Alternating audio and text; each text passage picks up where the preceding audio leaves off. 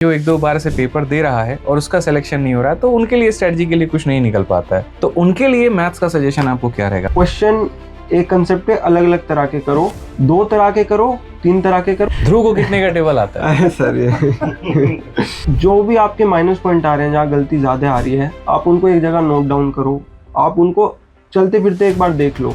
हमें लगता है कि यार 9, 10, 11, 12 चला गया, but kind of back of the mind वो रहना चाहिए। भारत में सीजीएल की परीक्षा को एक मिनी आईएएस की परीक्षा भी कहा जाता है। जी सर। क्योंकि यूपीएससी के बाद में सबसे ज्यादा पावर, रिस्पेक्ट, सैलरी अगर हम देखें तो इस गवर्नमेंट जॉब में है जी। और इसी कारण कई सारे बच्चे जो होते हैं इसकी तैयारी करने की इच्छा भी रखते हैं और लोग कूदते भी हैं। ग्रेजुएशन के बाद में कई बार ऐसा है प्राइवेट नौकरी छोड़ करके भी गवर्नमेंट एग्जाम्स की तैयारी करना। अब ऐसे में चूंकि आप इस कठिन परीक्षा में रैंक 1 लेकर के आए हैं, तो जाहिर सी बात एक अच्छी रणनीति आपकी रही होगी। जी सर। तो हम लोग एक एक करके सारे सब्जेक्ट के ऊपर में बात करेंगे, ठीक है? ये तो सीजीएल में जब आप आए, मैथ की तैयारी शुरू कैसे की?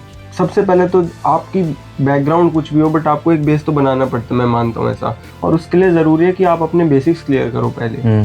हमें लगता है कि यार 9, 10, 11, 12 चला गया, स्पेसिफिकली सीजीएल के एस्पेक्ट में 9, 10 की मैं ज़्यादा बात करूँ तो कि वो चला गया, but kind of back of the mind वो रहना चाहिए। एक बार आपको पता होना चाहिए सब बेसिक क्या है, और उसके बाद फिर जैसे मैंने सर VOD 2.0 से लेक्चर भी देखे थे, क्वेश्चन भी करे थे सब, तो वहाँ से बेस बनता गया।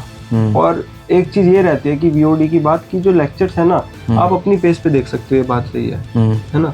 आप कभी भी देख सकते हो, अपनी पेस पे देख सकते हो। आपको लग रहा है यार ये मेरा स्ट्रॉन्ग है, मैं इसको जल्दी कर लूँ, इसमें मुझे टाइम लगेगा, मैं इसे पॉज कर लूँ। तो ये मैं मानता भी हूँ कि ऑनलाइन एजुकेशन की बहुत अच्छा बेनिफिट भी हुआ है आज के टाइम में। हर जगह पेनिट्रेशन है इसकी, और यूटिलाइजेशन भी बहुत है। आप अपने हिसाब से इसे कस्टमाइज कर सकते हो। मुझे अगर कोई चीज़ नहीं समझ आ रही, मैं 5 बार देख लूँ, कोई इशू नहीं है। तो उसके साथ बना। फिर सर मैथ्स में खासकर फार्मूले की बात आई है, मैंने पहले खुद से भी बनाए थे फार्मूले की लिस्ट, कुछ भूल रहा हूँ लिख लिया, बट जब आपकी थी सर ब्रह्मास्त्र, वो काफ़ी काम आई। मतलब वो एक रहता है आपके पास पेपर पे, आप कभी भी देख लो, बैक ऑफ द माइंड चल रहा है, नहीं याद आया एक बार देख लो। तो जब आपके सामने होता है ना कंटेंट, खासकर ऐसी चीज़ें, तो बार बार आप उसे रिकॉल कर सकते हो बेस बनाते हो। तो बेसिकली मैं थोड़ा सा समराइज करता हूँ जो भी बिगनर्स हमारे स्टूडेंट हैं उनके लिए, कि देखिए चाहे वो मैथ हो, इंग्लिश हो, रीजनिंग हो या जीएस हो, ठीक है, जब आप तैयारी की बात करते हो तो सबसे पहला जो पड़ाव होता है वो आपका होता है कि आपका फाउंडेशन, ठीक है। मैं हमेशा ये बात कहता हूँ कि जिस भी टीचर के साथ में आपकी ट्यूनिंग जिस भी सब्जेक्ट में बैठती है, आप उनके साथ में अपनी ट्यूनिंग देखिए, नाम के पीछे मत भागिए, आप ये देखिए वहाँ पर समझ आपको किसका आ रहा है, और उसके साथ में आप उस विषय की तैयारी करना शुरू करिए। हर टीचर बेस्ट है, मैं आपको ये बता करके चल रहा हूँ, और आप उसके साथ में अपने सब्जेक्ट की तैयारी करना शुरू करेंगे। धीरे धीरे आप क्लासेस को फॉलो करते जाइए, फिर उसके बाद में आप क्वेश्चंस को लगाते जाइए, ठीक है, और PYQ आप फॉलो करते जाइए, ठीक है। तो ये बहुत बेस्ट होता है, जितना कलम घिसोगे फायदा उतना ज्यादा होगा। और जैसे ध्रुव ने बताया VOD 2.0, तो मैं शुरू से आपको ये बात कहता हूँ कि एक ऐसा बैच है जो बना ही इसी वजह से कि एक बच्चा अपनी पेस के अकॉर्डिंग देख पाए। जैसे जिसका ज्योमेट्री बेहतर है मत देखो, फिर बाकी टॉपिक्स को देखो, या जैसे नंबर सिस्टम कमजोर है तो उसको देखो, कम समझ में आ रहा है तो स्लो देखो, अगर ज्यादा समझ में आ रहा है तो अपने स्पीड पे देखो। और उसका बेनिफिट ये हो जाता है कि पेपर 4 महीने बाद भी है और कुछ टॉपिक्स हमारे बाकी भी हैं, तो हम लोग उसको अपने पेस पे कवर कर सकते हैं। नेक्स्ट, मैथ्स के अंदर में इस बात को ध्यान रखना कि जो कैलकुलेशन है, ठीक है, कैलकुलेशन के लिए कैसे किया आपने? सर हाँ, कैलकुलेशन के लिए सर सबसे पहले तो बहुत सारे, जैसे टेबल्स तो आपको टिप्स पे होनी चाहिए। और कितने तक का टेबल आपको लगता है कि याद होना चाहिए? सर देखो, मैं ध्रुव को कितने का टेबल आता है? सर ये नहीं सवाल है, ध्रुव को कितने तक का टेबल आता है? मैं ऑनेस्टली बोलूँ तो 20 तक का आता है, 21, 25, बट हाँ देख लो 17 पूछ लूंगा अभी। अरे नहीं सर प्लीज। ठीक है, तो 20 तक का टेबल। और क्यूब और स्क्वायर भी सर हाँ 20 तक के ही।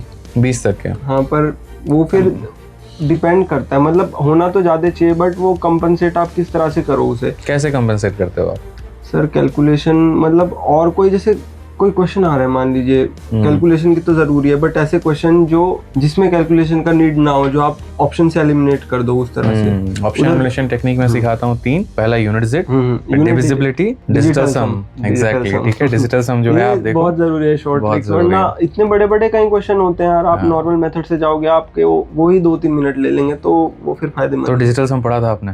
डिजिटल सम पढ़ा था। क्या बात है भाई, देख लो पहली वीडियो ही बता रहा हूँ मैं, डिजिटल सम ही देखो, यूट्यूब पर पढ़िए डिजिटल सम बाय आदित्य रंजन, सर्च करो आएगी और देखो उसको। अगर हम बात करते हैं फॉर्मूलों की, नोट्स की, ठीक है, तो क्या लगता है आपको कि पहले के समय में, आपके समय में गणित में कोई परिवर्तन नहीं, क्योंकि चूंकि आपको मुझे लगता है कि फर्स्ट अटेम्प्ट ये रहा होगा, इसके पहले भी आपने और पेपर्स दिए होंगे आपने, तो ट्रांजिशन आपने क्या देखा एक टीसीएस के समय में और एक एडीक्यूटी के समय में, मैथ्स में ट्रांजिशन क्या देखा और उसके अकॉर्डिंग क्या आपको अपनी स्ट्रेटजी स्विच करने की जरूरत पड़ी? थोड़ा सा कस्टमाइजेशन तो सर जरूर है। देखो एक चीज है, अगर आपने कोई चीज पढ़ी है, आपका बेसिक स्ट्रॉन्ग है, आपने कंसेप्ट अच्छे से समझा है, तो बिल्कुल देखो सिलेबस तो चेंज ऑब्वियसली नहीं होगा, कंसेप्ट थोड़ा बदल जाएगा, उस पे क्वेश्चन अलग तरीके से आएंगे, बट मेरा ये मानना है कि आप क्वेश्चन प्रैक्टिस कर रहे हो, अच्छी बात है, बट आप उसके पीछे का मैकेनिज्म समझो, कंसेप्ट समझो कि अगर कुछ भी बदलाव आ गया क्वेश्चन में, आप उसको लास्ट मोमेंट पे अपने हिसाब से कर पाओ, मेरा ये मानना है थोड़ा। मतलब कंसेप्ट आपके इतने मजबूत होने चाहिए कि भाषा में अगर हेरफेर हो भी जाता है तो आपको पकड़ में आ जाए कि सवाल में था क्या और पूछा क्या था।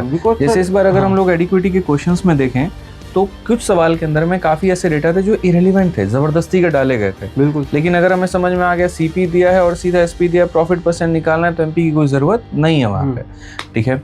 अक्सर मेरा मतलब थोड़ा सा शिकायत बच्चों का मेरे से ये हो जाता है कि आप हमेशा बिगिनर फ्रेंडली क्वेश्चन पूछते हो। हमारा वो जो रिपीटर वाला एक लॉबी है, ठीक है, जो एक दो बार से पेपर दे रहा है और उसका सिलेक्शन नहीं हो रहा है, तो उनके लिए स्ट्रेटजी के लिए कुछ नहीं निकल पाता है, तो उनके लिए मैथ्स का सजेशन आपको क्या रहेगा? वो बच्चा जो 45 प्लस लेकर के 50 में आ रहा है, लेकिन उसके बाद में मेंस में जाते जाते 90 में उसके 78 आ रहे हैं, 76 आ रहे हैं, या कभी सिली मिस्टेक्स वहां पे कर दे रहा है, तो मतलब क्या है ध्रुव की रणनीति उन रिपीटर्स के लिए, क्या एडवाइस होगा उनके लिए? हाँ सर देखो, ये जो चीज़ है, मतलब जैसे एग्जाम है, एग्जाम डे बहुत मैटर करता है, सबसे बड़ी चीज़ है। आपको ऐसा लगता है आप जब पेपर दे के भी निकलोगे ना कि यार ये तो क्वेश्चन सही है, ये आपके माइंड में रहता है, बट बाद में जब आते तो आपको पता चलता है वो गलत है। तो फर्स्ट ऑफ ऑल थोड़ी ये चीज़ है कि अपनी स्पीड मेंटेन करो, कि अगर आप 5 मिनट भी निकाल पा रहे हो, 2 मिनट भी निकाल पा रहे हो, एक बार नज़र मान लो। कई बार ऐसा होता है वो फर्स्ट टाइम में छूट जाता है क्वेश्चन, और जो भी कंसेप्ट है उन्हें बार बार रिवाइज करते रहो, यही चीज़ है। क्वेश्चन एक कंसेप्ट के अलग अलग तरह के करो, 2 तरह के करो, 3 तरह के करो, कि अगर चौथी तरह का भी आ जाए, बाकी लोग ना बना पाए आप बना लो, इस तरह से है। बिकॉज रही बात रिपीटर्स की, तो ऑब्वियसली इतना कंपटीशन, इतने सारे लोग हैं, तो होगा ही कि रिपीट कर रहे हैं, सब एफर्ट लगाते हैं हर साल। मेरा मानना है कि कोई भी नॉन सीरियसली तो करता नहीं है जब एम्प्लॉयमेंट की बात होती है या करियर की बात होती है, बिकॉज सब अपनी मर्जी से चूज करते हैं, सब देते हैं 100% है, कोई फैक्टर रह जाते हैं वो 95% बन जाता है, और वो 5% का फ़र्क रह जाता है हमेशा। सब अपना तो बेस्ट करते हैं, बस ये है कि एफर्ट्स लगाते रहो, कोशिश करते रहो। और मैथ्स के मामले में तो कांस्टेंट प्रैक्टिस है। जब भी अगर आपके कोई क्वेश्चन, जैसे रिपीटर्स की बात रही, तो ऑब्वियसली आपके बेस क्लियर होंगे, सब क्लियर होंगे, आप प्रैक्टिस कर रहे होंगे, आप मॉक्स भी लगा रहे होंगे डेफिनेटली। जो भी आपके माइनस पॉइंट आ रहे हैं, जहाँ गलती ज़्यादा आ रही है, आप उनको एक जगह नोट डाउन करो, आप उनको चलते फिरते एक बार देख लो। कई बार क्या होता है कि कुछ ऐसे फॉर्मूलेज आते हैं आपके माइंड के सामने, में भी आए ना हो, एक क्वेश्चन ऐसा हो जाता है, बट अगर आप उन्हें कहीं लिख लोगे, एक जगह जॉट डाउन कर लोगे, तो एक बार भी देख लिया तो वो बैक ऑफ द माइंड रहेगा। मेरे ख्याल से सीजीएल में रिकॉल करना बहुत इंपॉर्टेंट है, बिकॉज ऐसी चीज़ें हैं वो आपको एकदम रिकॉल हो जाए ना उस मोमेंट पे, तो गेम बदल जाता है। मेरा थोड़ा इस तरह से मानना। बहुत बढ़िया, बहुत शानदार जो बात आपने बताई।